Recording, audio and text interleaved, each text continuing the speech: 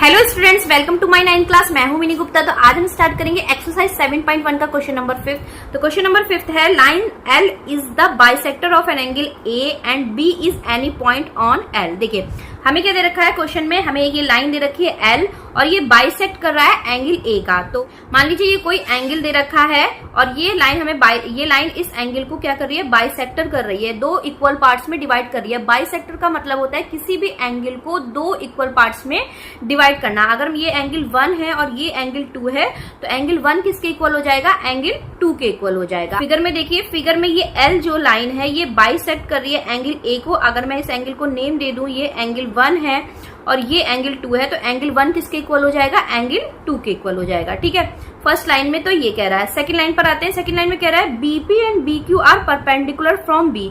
BP और BQ क्या दे रखे हैं, परपेंडिकुलर दे रखे हैं। परपेंडिकुलर का मतलब क्या होता है कि 90 डिग्री का एंगल बना रहा है। तो एंगल पी और एंगल क्यू क्या दे रखा है, हमारा 90 डिग्री दे रखा है। अब हमें प्रूफ क्या करना है कि triangle A P B congruent है ट्राइंगल ए क्यू बी। तो ये मार्क कर लेते हैं, ए पी बी और ए क्यू बी, इन दोनों को हमें कॉन्ग्रुएंट प्रूफ करना है। तो इन्हीं ट्राइंगल को लेकर चलते हैं।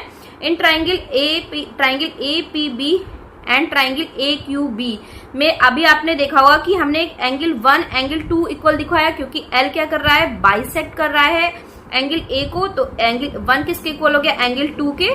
पी और एंगल क्यू को देखिए, angle P is equal to angle Q is equal to angle P, क्योंकि क्या दे रखा था, परपेंडिकुलर है, 90 डिग्री दे रखा था। ब्रैकेट में मेंशन करना बहुत जरूरी है।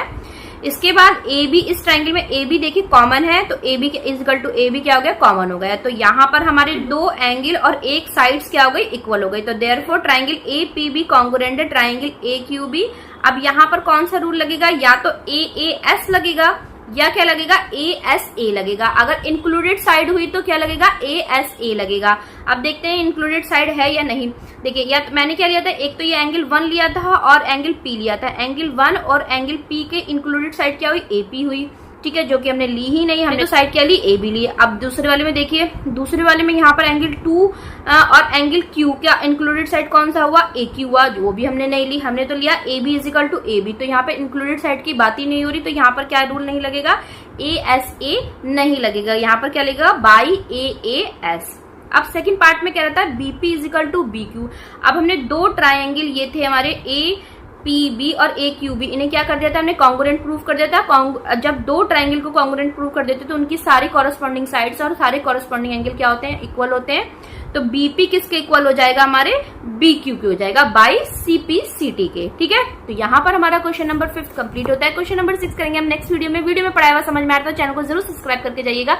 फिर मिलते हैं नेक्स्ट वीडियो में, तब तक के लिए बाय बाय।